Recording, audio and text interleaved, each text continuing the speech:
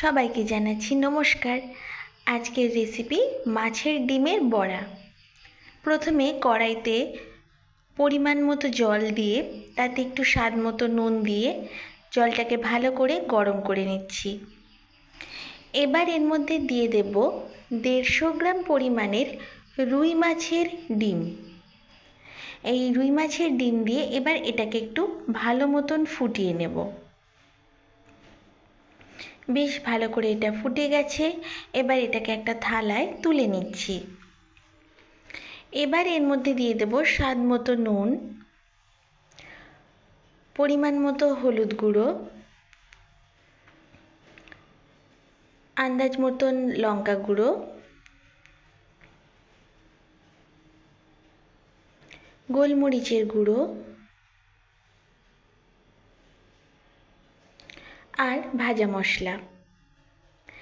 এবার দিয়ে দিচ্ছি অল্প পরিমাণে ময়দা আর একটু সর্ষের তেল।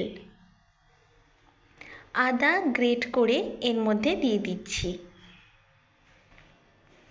এবার সমস্ত উপকরণ দিয়ে এই মাছের ডিমটাকে ভালো মতন প্রথমে মেখে নিতে হবে।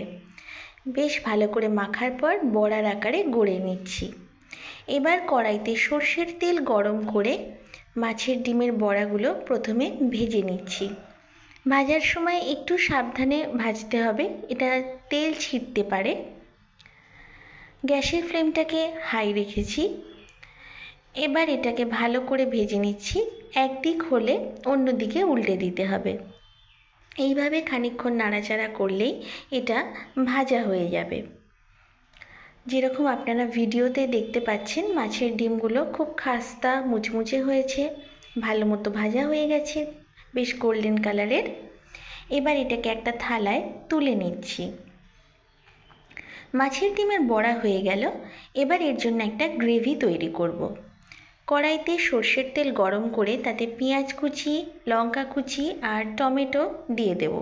ফোড়নে কিছু দিইনি। এটাকে এবার ভালো মতো নেড়ে স্বাদ মতো নুন দিয়ে দিচ্ছি। এবার দিয়ে দেব পরিমাণ মতো হলুদ গুঁড়ো,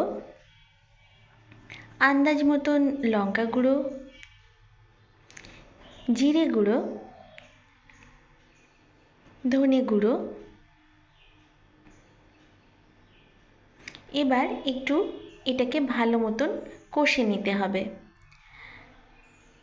বেশ খানিকক্ষণ পর এর মধ্যে এবার দিয়ে দেব আদা গ্রেট করে। এবার দিয়ে দিচ্ছি শাহি গরম মশলা।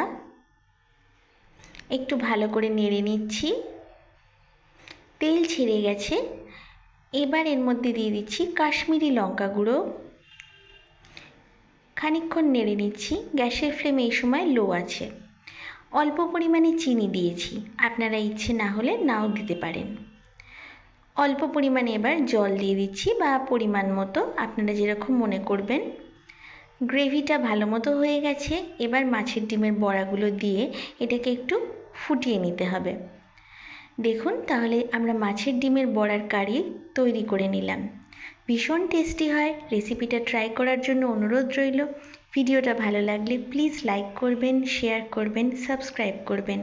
ভিডিওটা দেখার জন্য আপনাদের ধন্যবাদ।